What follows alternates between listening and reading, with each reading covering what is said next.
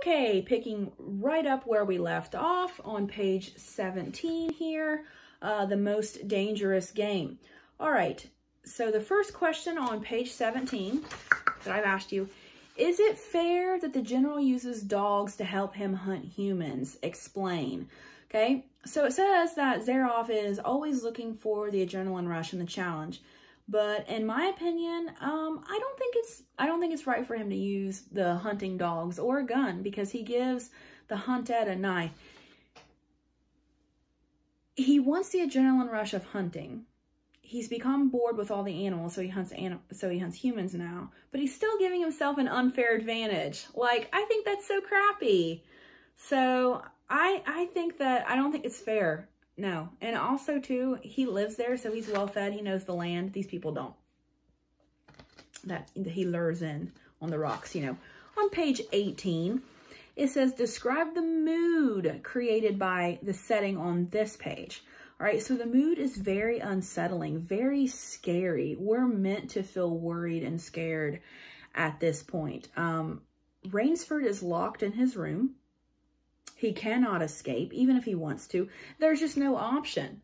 If he tries to escape, it's either he takes the game and lets Zaroff hunt him, or he's going to be shot by Ivan. There's no option here. So we're to feel trapped too, okay? And furthermore, he knows that someone's being hunted outside with use of the dogs and everything. So he kind of feels also a little helpless, like a helpless little animal being hunted in the woods by a human with a gun. Okay, when the animal doesn't have a gun and can't use a gun. All right, that's kind of how he feels right now. He can't save himself, and he can't save this poor person being hunted. Okay, on page 19, it says, what separates humans from animals? Why do we... in 2020, why do we not hunt animals, humans, and eat them? And a lot of people say that's cannibalism. We have more intellectual thoughts than animals. You know, we go to school, we have love, you know, marriage. We drive cars, we have tools, things like that. More intelligent, top of the food chain. I personally, Jamie Puckett, I personally don't see a difference between humans and animals. I think we're all connected through nature, and that's why I don't like to hunt. But for the story's purpose, that's the difference, okay? So humans can speak in English, you know, Spanish, all kinds of different languages. We have very advanced communication. We have advanced tools, technology, things like that. Okay, the second question on page 19, plot. It says in lines 450 through 459, the central conflict is being established. Who will be the general's next victim, and what if Rainsford will not agree to be hunted? Well, we know Rainsford's the next victim, and if he doesn't agree to be hunted, he's just going to be murdered by Ivan. We know this. Okay, page 20, identify, says, what does Rainsford have to do to win the game? Well, okay, page 20. Basically, he has to survive for 3 days. He has to not be killed by the general for 3 days. Now, you've already read the story. You know who really dies in the end, which is General Zaroff. It doesn't say anything about him killing General Zaroff, so he does not have to kill General Zaroff to win. He just has to survive for 3 days. Okay, the second question there on page 20, it says, underline the name of the place in line 573 that Zaroff tells Rainsford to avoid.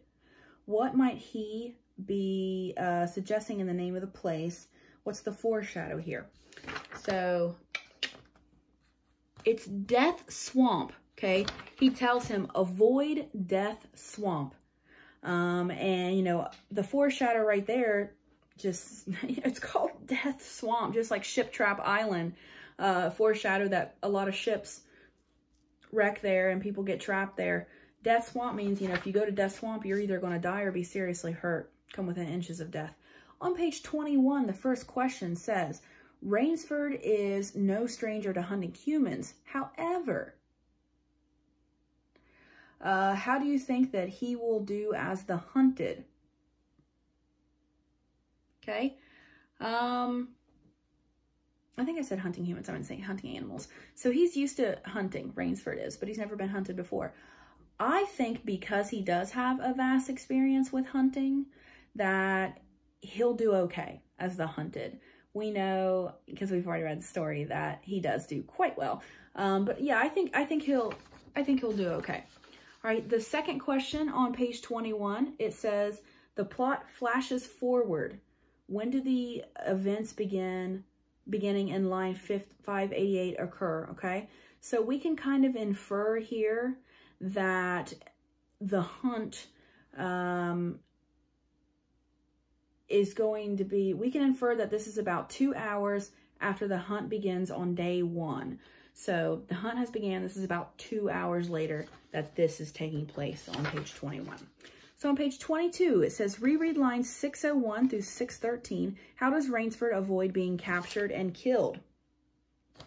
Right here, this first time, okay? So his big thing is that he wants space and time. He wants time and space between he and Zaroff. So what Rainsford decides to do is he decides to walk into the deep jungle where he'd be less likely to leave a path because that jungle is so thick. He does not want to leave a path in like the freshly mowed grass or something like that. He also did things like he walked in circles and retraced his steps and stuff like that to confuse Zaroff.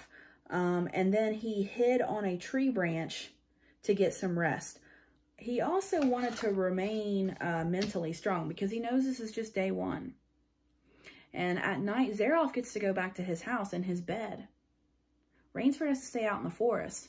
I think that's another unfair advantage. You know, you say you want to hunt humans, but you keep giving yourself all these unfair advantages. It's just crazy to me. All right, on page 23, it says, how does the author personify the night? Okay, we talked about personification in the last video. Just a reminder, giving an inanimate object human-like qualities. All right, he called the night apprehensive, almost like it was a little bit scared. Okay, the night was a little bit anxious. He also said that the night was crawling slowly and acted like a wounded snake. Okay. It was anxious to approach, the night was. Okay, even though it's just a time. Second question on page 23 says, underline the details in 673 and 647 that add to the suspense of the plot. Why does Zaroff smile? So I have underlined, starting right above 640, Rainsford held his breath. The general's eyes had left the ground. They were traveled inch by inch up the tree, so it was very slowly. Inch by inch. Up the tree. Okay. He froze there. His muscles tensed. He stopped before he reached the limb where Rainsford was laying. And a smile came over his brown face. Okay. The reason why he does that, Zaroff knows. Okay. He smiles because he knows that Rainsford's in that tree, but he doesn't want the hunt to be ended so quickly. He says, you know what? I know you're up there. He doesn't actually say it, you know, figuratively. He knows he's there, but he's going to let him go the first night because he wants the hunt to continue. He wants to give Rainsford a second chance of outsmarting him. I like it. All right, on page 24, the question says, pause at line 661. The first stage of the hunt is almost over. Who won?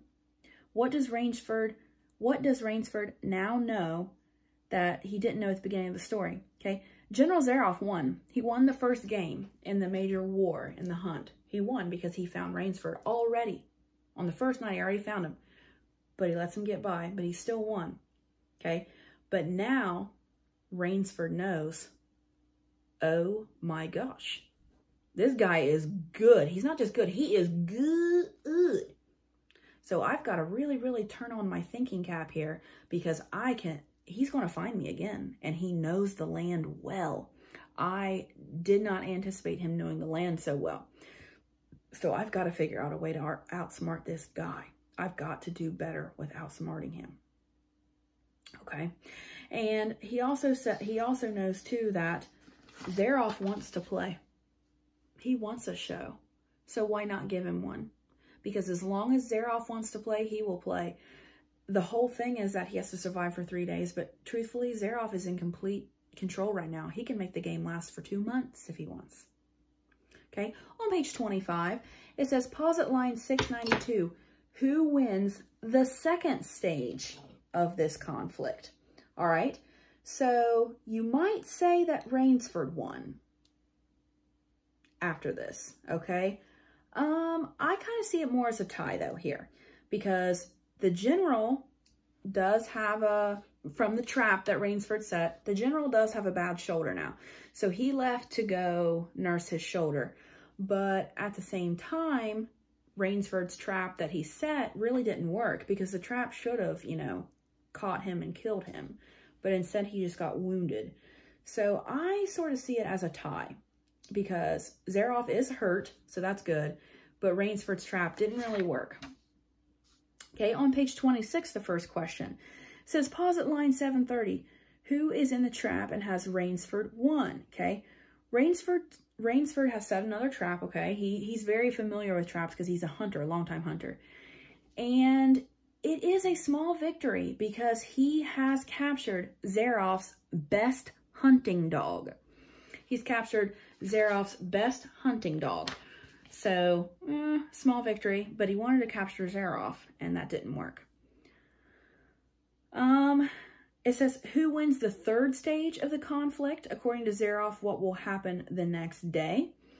Okay, so this is actually similar to that second game. Sorry, had an itchy ear here, my allergies. Okay, Rainsford knows that Zeroff's going to be back, okay, to continue that hunt. So in that third stage, I kind of see it again as a tie. I see throughout this whole thing that both men are kind of at a tie because this one will gain an inch and then this one will gain an inch. And they kind of hurt each other. They kind of hunt. They're essentially kind of hunting each other in a way, even though Rainsford's really just trying to survive. But he's setting these traps. Okay, on page 27. It says, recall Rainsford's earlier ideas about hunting. Why is Rainsford's situation ironic or even surprising? Okay, so earlier Rainsford said that he didn't think that animals had feelings. And, you know, he comes off very much like he just doesn't care. He doesn't care if animals feel fear or they feel bad. He just wants to hunt that, and he only cares about himself. But now Rainsford says, oh my gosh, I kind of feel, I can kind of understand how these hunting dogs are feeling. You know, they've got caught in the trap, and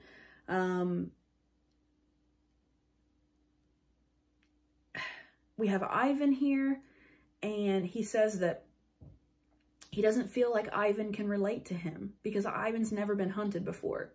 He's always been the helper of our hunter, General Zeroff.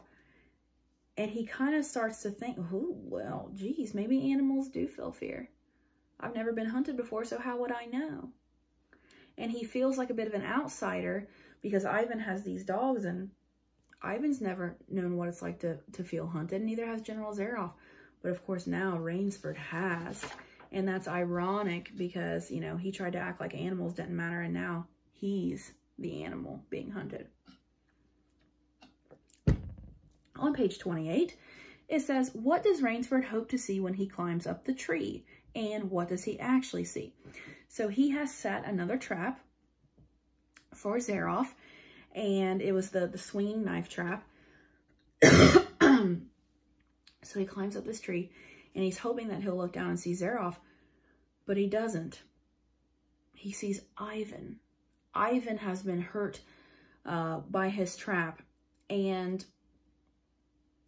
you could say that this is a little bit of a small victory again. It's not exactly what he wanted because he wanted to trap Zeroff, but he did trap Ivan with the booby trap. You know, that worked on Ivan. And Ivan's the bodyguard / manservant, whatever. He's pretty scary too. And he's just at the beck and call of whatever Zeroff says. So really, if we want to, depending on what level of win that we want, we really do need to get rid of Ivan as well. We can't just get rid of Zaroff. Okay, Zaroff is still on the loose. Okay, on page 29, it says, how is the conflict finally resolved? First, underline the conflict, and then how is it resolved? So I circled it here. This is, of course, the end of the story. It says, Rainsford, how in God's name did you get here?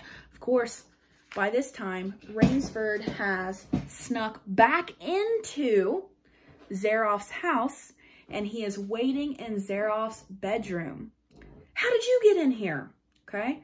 And how is the conflict finally resolved? Well, because Rainsford finally realized the best way to defeat this guy is to sneak into his own house, sneak up on him, which is very, you know, popular in hunting. We usually sneak up on deer, things like that, and kill him in his own house, because that's what he's going to be least expecting. He's going to be expecting that Rainsford is still out in the island bush somewhere, but no, he sneaks into his own house to kill him. And, you know, Ivan, of course, is dead, so he can get past Ivan, because originally he would have never been able to get in the house with Ivan. And, you know, he kills General Zaroff by sneaking into his house. Good old chap indeed. All right, so your first activity at the end, remember your margin work and these activities, it's all in one file, but it's 2 different grades. All right, it's crime scene investigation lab report. Now, I'm going to do some with you, and I'm going to let you do some on your own. So number 1 at the top, the number 1 box, it says, locate and copy one example of verbal irony. Okay, so verbal irony is kind of like sarcasm. When you say one thing, but mean another. Oh my gosh, I just love getting up at the butt crack of dawn to go to school. Okay, I hate getting up early. That's what makes it verbal irony. And what I've copied here using my textual evidence that you need to do, I put when Zaroff says, we try to be civilized here, okay? But we know that hunting animals is not civilized, okay? That is not civilized. Number 2, locate and copy 2 examples of similes. As a reminder, similes is when you compare 2 things, but you're using the words like or as. Okay, so when Rainsford makes a trap with a screen of leaves almost as thick as a tapestry. As, we're using as. So a tapestry is like a blanket. And then when Rainsford is trying to hide it and said it was like trying to see through a blanket, like, okay. Number 3 is locate and copy one example of foreshadowing. I'm going to leave that to you. I talked about it multiple times. Number 4, locate and copy 2 examples of metaphors. All right, so when the author describes Zaroff, he says that he was the cat coming to play with the mouse. The cat coming to play with the mouse. We're not using like or as, but we're comparing these 2 gentlemen to a cat and a mouse. And then when Zaroff says that Rainsford will play outdoor chess, these pieces are like chess pieces, kind of like in the last story that we read, Sound of Thunder. Okay, we're not using like or as, though. We're comparing the people to chess pieces, but we're not using like or as. Okay, number 5, locate and copy one example of situational irony. Situational irony is when, so there's no sarcasm here, but you expect one thing to happen and something else happens. So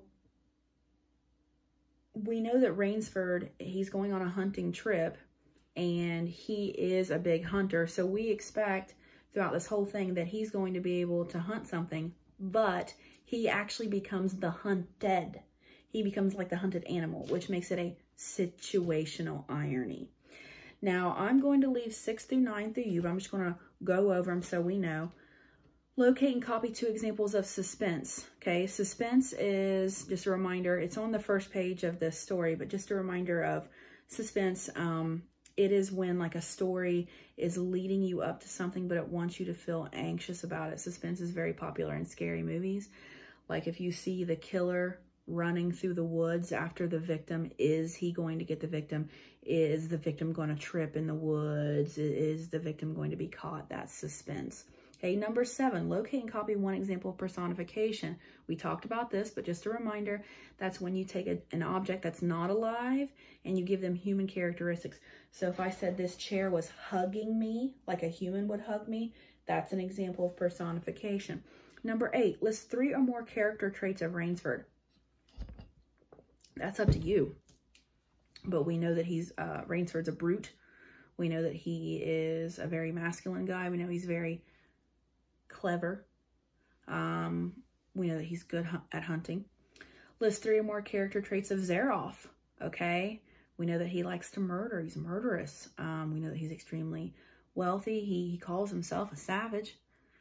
And then number 10, locate and copy one example of imagery. And we talked about that too. That's when you appeal to the 5 human senses. Like if you can smell the cigarette, you can feel the silk on the pants, something like that. Okay, on this page, right here at the top here, it says define the following. And I'm going to go through those definitions with you really quick, just as a reminder, because some of these are from the beginning of the year. So around character, okay? This is the reader, like me and you. This is when we know a lot about them. Around character is someone that we know a lot about them. A flat character is someone that we don't know a lot about. A dynamic character is someone that changes in the story. That could be a physical change or a mental change, like if they change their feelings. So I'm going to go through Copper Sun to give you an example of all these. A static character is someone that remains the same. Protagonist is the main character. The antagonist is the one that's against the protagonist. So around character, we know a lot about them. A good one, compared to our Copper Sun, would be Amari. We know so much about Amari. We know where she came from. We know about her family. We know how she feels. We know where she ends up, what she wants for her future. A flat character, someone that we don't know a lot about. Can you think? What about Hildy? Hildy was the slave out in the rice plantation that got bitten by a snake. Okay, we don't know a lot about her. We know who she is. We know what purpose she serves, but we don't know a lot about her. A dynamic character is a character that changes. This would be our Polly girl. In the beginning of Copper Sun, our Polly was very racial. She did not like folks from Africa. She did not like folks with dark skin. But of course, at the end of the book, she realizes, hey, it doesn't matter what color your skin is. It matters how you feel and what's inside your head and if you're a good person or not. A static character is a character that remains the same. How about that jerk Clay Derby? Racial from when we first met him, and he was helping his dad in the market buy slaves. Still racist when we left him on that tree to die with that snake. Okay. Your protagonist, your main character, we've known this, and the antagonist, folks, we know this. We know this. Our protagonist is Rainsford. Our antagonist is Zaroff. All right, so number 2, you're checking some boxes as to where the character is round, flat, dynamic, or static. I'm going to leave that to you. Number 3, how would you outsmart General Zaroff? Again, that's up to you because it's an opinion question. And then number 4 is a comparison here about writing internal and external conflicts. I used Rainsford here. So an internal conflict, I'm going to list one on both. An internal conflict is Rainsford. He's scared throughout the text. He's scared that he's going to be caught, and he, in his heart, he does not believe that humans should be hunted. So that's something that he wrestles with his feelings. He's sickened by Zaroff. And an external conflict for him, of course, is that Rainsford, well, first off, he's kicked off the boat, falls off the boat, so he has to swim for his life. He goes up against Zaroff. He goes off against Ivan, against the dogs. Those are all external. Okay, the antagonist and the protagonist, we already went over that. And then this last one here, the character chart. Basically, we're using textual evidence here to look at different things that are said and you know, qualities of that person, things like that, okay? It says 5 specific quotes from Zaroff that show his deranged mind, and write these in the speech bubbles and put page numbers for all the direct quotes. So we're looking at things that show that Zaroff is deranged, okay? So on page 23, I've included this quote. It says, "The sharp eyes of the hunter," meaning Zaroff, "stopped before they reached the limb where Rainsford lay. A smile spread over his brown face." Okay, that smile, it's like that Grinchy smile. It indicates that he is crazy, all right? He's hunting a human, all right? And he could kill him right now, but no. He wants the game to go on longer because he wants Rainsford to be more scared. He wants to really, really hunt Rainsford. So that indicates cuckoo head. Okay, another quote that I use. "Rainsford saw the flash of lights. They indicate a channel where there is none. Giant rocks with razor-sharp edges crouch like a sea monster with wide open jaws. They can crush a ship easily." Right? The fact that he acts like, he puts that light out in the ocean to act like it's a safe thing for sailors to lure them in to wreck on his island. Hello, psycho. Okay? Lots of different quotes and things that he says that you can use your textual evidence to tell me how he has a deranged mind. Okay? Just a note about submitting again. You can fill out the papers and take a photo of them and send them to my email, or you can type out the answers on a Google Doc. You don't have to type out the question, just the answers. I have the questions in front of me, and then you can send those in to me either way you want, okay? Hope you guys are doing well. Bye.